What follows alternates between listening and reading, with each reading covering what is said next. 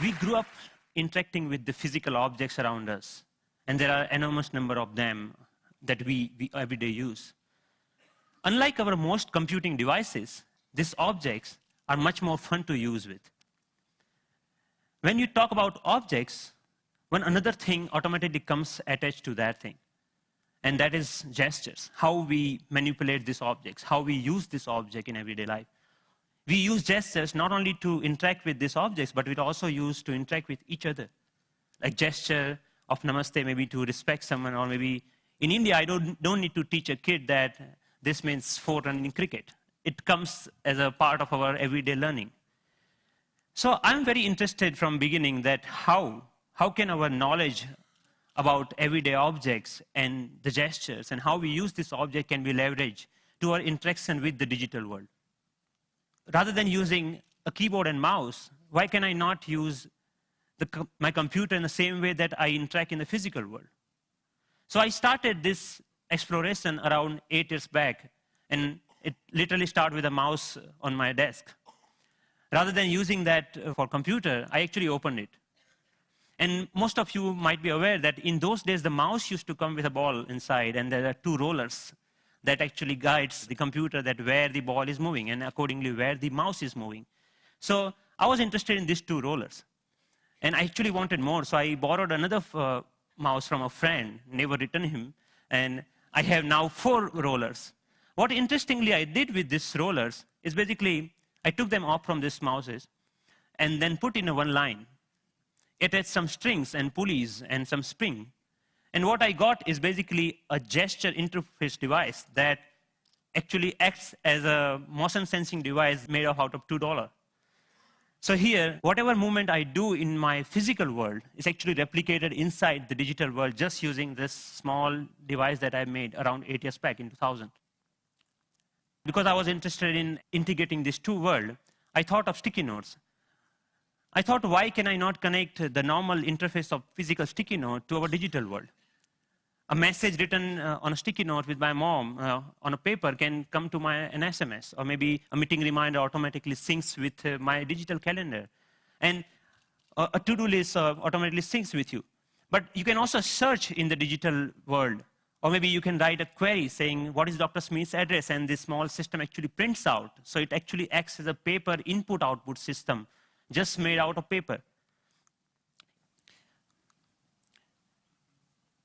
In one another exploration, I thought of making a pen that can draw in 3 dimensions. So I implemented this pen that can help designers and architects not only think in 3 dimensions, but they can actually draw so that it's more intuitive to use that way. Then I thought, why not making a Google map, but physical world? Rather than typing a keyword to find something, I put my objects on top of that. If I put a boarding pass, it will show me where is your flight gate. A coffee cup will show you where you can find more coffee, or where you can trace that cup. So this was some of the earlier explorations I did, because the goal was to connect these 2 worlds seamlessly. Among all these experiments, there was one thing very common.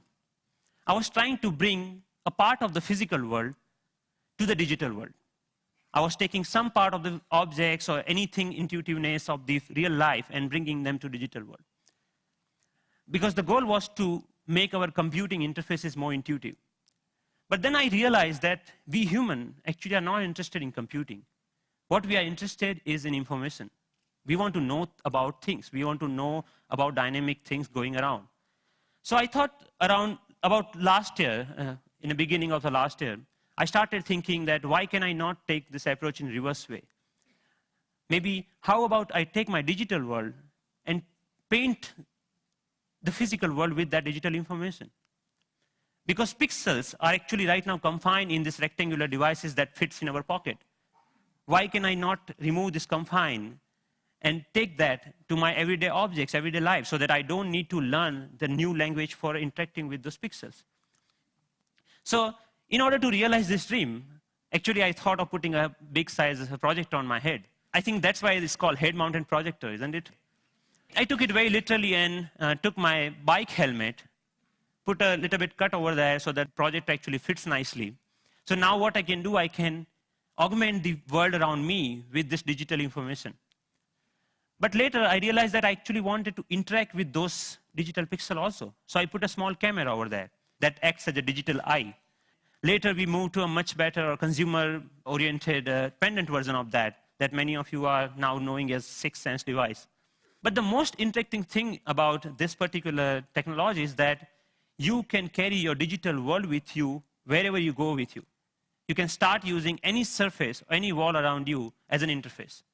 The camera is actually tracking all your gestures. Whatever you are doing with your hands, it's understanding that gesture. And actually, if you see, there are some color markers that in the beginning version we were using over there. You can start painting on any wall, that you stop by a wall and start painting on that wall. But we are not only tracking here one finger.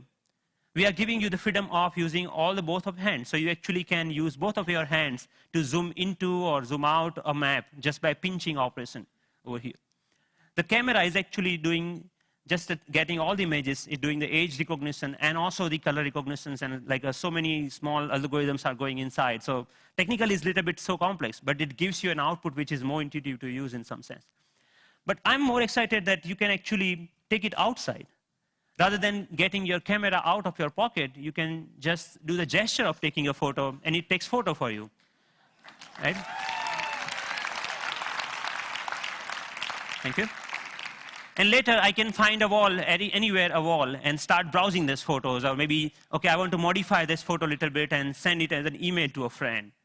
So we are looking for an era where computing will actually merge with the physical world. And of course, if you don't have any surface, you can start using your palm for simple operation. I'm here, I'm dialing a phone number just using my hand. Yep. The camera is actually not only understanding your hand movements, but interestingly, it's also able to understand what objects you are holding in your hand. What we are doing here is actually, for example, in this case, the book cover is matched with so many thousands or maybe millions of books online, and checking out which book it is. Once it has that information, it finds out more reviews about that, or maybe New York Times had a sound overview on that, so you can actually hear on a physical book as a review of a sound. Gave a famous talk at Harvard University. This was Obama's last visit last week to MIT. And in particular, I want to thank two outstanding MIT So I was seeing the live of his talk outside in just a newspaper. Your newspaper will show you live of your weather information rather than having updated you have to check your computer in order to do that, right?